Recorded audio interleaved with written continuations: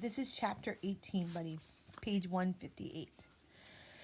Suddenly, bubbles started rising to the surface. A lot of bubbles, and the water began moving, churning, frothing. It's coming up, Straub shouted. Look there. And sure enough, a dark shape emerged from the depths, rising little by little into the space where the sunlight penetrated down into the water. The higher the shape rose, the more distinct it became, and a clearer outline in color. The bow, the forward deck gun, the tower. Finally, the deck, though not high enough to clear the waves. It must have been damaged because that was as far as the U-boat could surface. The hatch began on the tower, and we saw hands first, raised hands as the German soldiers climbed out and onto the deck, where he had to stand in a good foot of water. The waves continued. Come on, Duff. Here comes Duffy.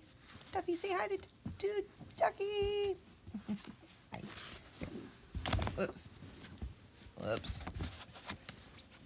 Duffers. Good foot of water. The waves continued. Whoops. Duff's just getting settled here. To roll over the deck and around the legs, and the legs of the soldiers who had followed him, and one after that, and one after that. Soon the whole crew was standing, lined up with their heads in the air, and then the officers emerged. They were directly port side of our ship. Half our crew was perched along the rail, and rifles and machine guns aimed and ready. Straub and I stayed with the big deck cannon, though we were too close to the sub to fire it if anything happened. Lieutenant Talley shouted something from the bridge in German, which surprised me. I didn't think any of us knew he spoke the language. Probably learned it in college, Straub said. Somebody told him to shut up so we could hear. The captain kept speaking in German, and an officer, who I guess was a U-boat captain, answered him. I whispered to Straub, asking if he knew what they were saying, but he shook his head and whispered back that his parents didn't want him to learn it. Probably so they could talk about me when I was in the same room, but I wouldn't know what they were saying, he joked. Somebody shushed him. Lieutenant Talley and the German officer talked for a while longer, and then a couple of U-boat crew members broke ranks and climbed down the hatch back into the sub. They returned a few minutes later with one of their crew, clearly injured, strapped to a stretcher, and they handed him off to the others on the deck. The sailors on deck couldn't put the stretcher anywhere because of the waves, so they just held him there, swaying as the sub rocked, a couple of times scrambling to keep their balance. The injured submariner's face was filthy with smoke or grease, and I wondered if he'd been in their engine room. It made me think of Woody. The Germans brought up 3 more stretchers one by one, with more injured crew members. One was covered in blood, but at least he was still alive. There was a sheet pulled over the face of the last man they brought out. All the German soldiers pulled off their caps and bowed their heads. Half an hour later, the U-boat crew, all living except the one, were on board our ship, sitting in a tight circle near the stern, with several of our crew, me included, standing watching over them with our weapons. I felt important, but at the same time, I also felt like I didn't belong there, and I would never be able to shoot my rifle at anybody, and definitely not at any of the German U-boat crew, even knowing that they might have been the ones who sank our ships. They just looked young and scared. The captain ordered water for them, and we brought them water. He ordered food for them, and we brought them the lousiest food we could find. Stale bread, meat that was going bad, some black bananas. Ooh, they didn't give them good food. They gave them their old lousy food. Lousy means not good. I didn't feel sorry for them that I was going to give away anything very edible, especially since we had even more survivors on our side now we had to take care of. The engineers got to work hooking cables from our stern to the bow of the sub so we could tow it back to Key West.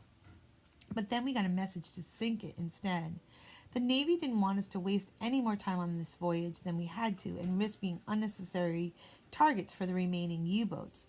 We would take the prisoners with us. A boarding party went over for our PC and stripped all the communications equipment along with any and everything else that might be useful on the German boat. They might have also rifled through the German submariner's personal effects, because later one guy showed me a wallet filled with German money. Not that it was probably going to do him any good, unless he thought Germany was going to win the war. Once they finished and came back, the engineers cut the cables. Our PC backed off several hundred yards. Then the gunnery chief aimed the big gun and we fired and missed. Too high. So we loaded another shell and fired again and missed again. This time too low. The third time we scored a direct hit and an enormous explosion split the U-boat in half. A couple of the German sailors gasped. Some shook their heads in what looked like despair. One even started silently weeping. The U-boat sank faster than our cargo ship had it a few hours earlier, but it was a lot smaller. In fact, I was surprised at how small it was. In my mind, the one that attacked me and Danny had been gigantic, the size of a whale like Moby Dick. Just before we rejoined the convoy, we got the good news. Everyone on the merchant ship had gotten off safely before it sank, though several were injured and needed medical treatment. Those poor people.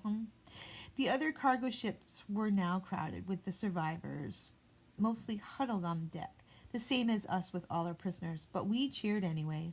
All the explosions, all the depth charges, and the rockets, and the shells, and the torpedoes, and only one person, the German sailor with the sheet drawn over his face, had died.